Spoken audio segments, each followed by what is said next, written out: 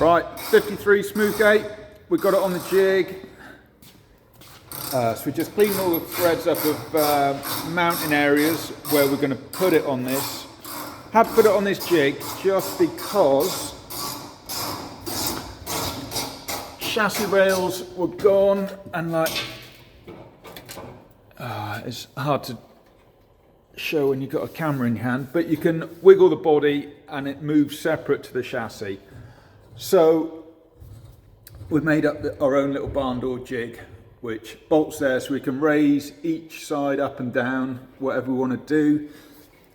We can also push it back and forward in case there's any discrepancies between both sides, so we can dial this in millimetre perfect. It's going to need a ton of work on the chassis, so we're going to go from around about there down all the way to this middle bit, which you can see is blown, and there's a support bracket in between that. So we'll be replacing both front sides and then doing chassis repairs on the back, and then it's getting into I-beams, top hats, all of that jazz.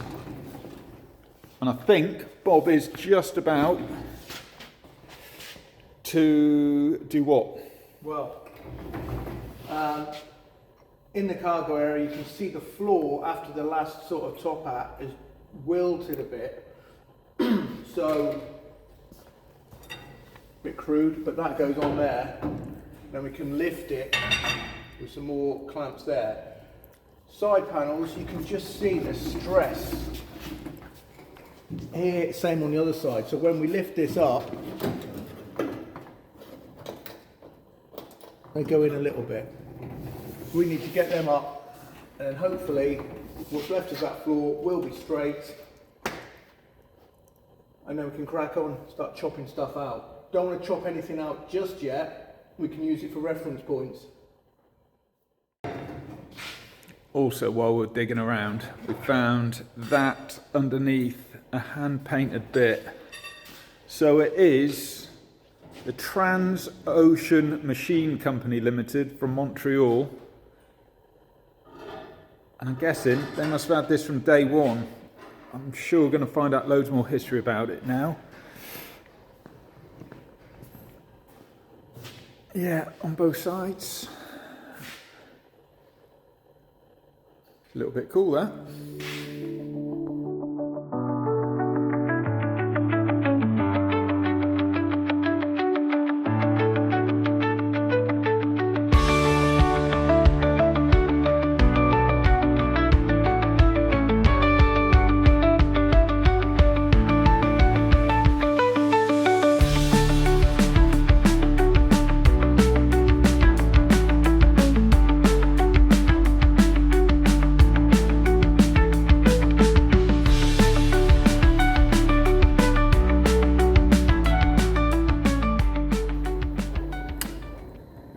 Glamorous part of the job, isn't it, Bob?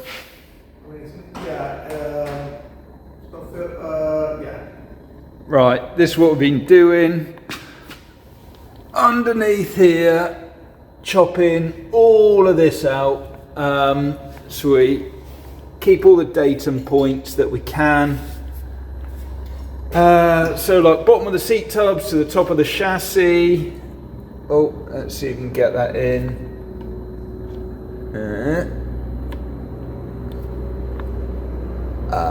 And then we're doing all of this bulkhead work. So we want to replace that first onto the top of the chassis, join the chassis to the rear to keep everything structurally sound, and then start with the inner chassis pieces, centre chassis sections, then all the outriggers, top hats, I-beams, all of that jazz. Having a good time, Bob? Oh, living a dream.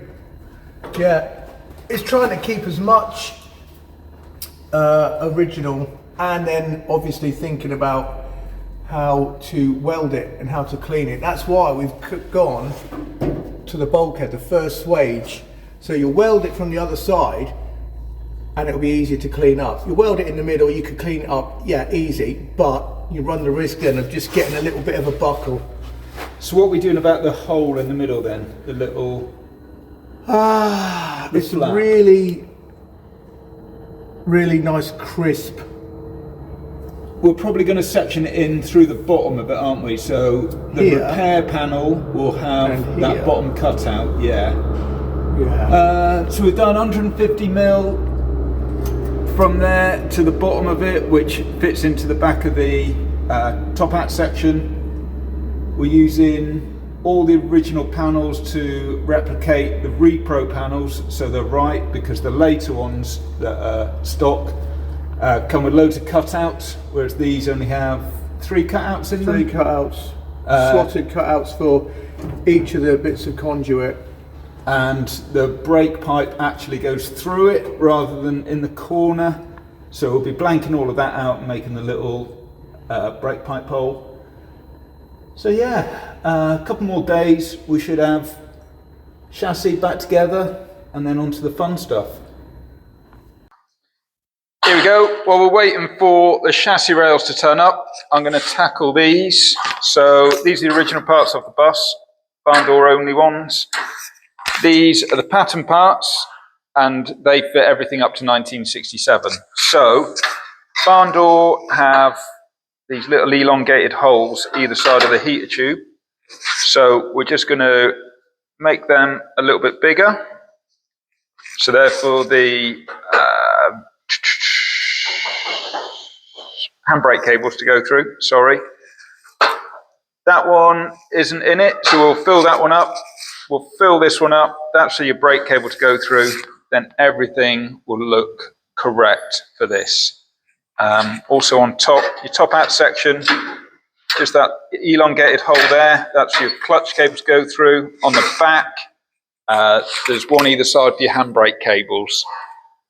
So yeah, we'll get cracking with that now.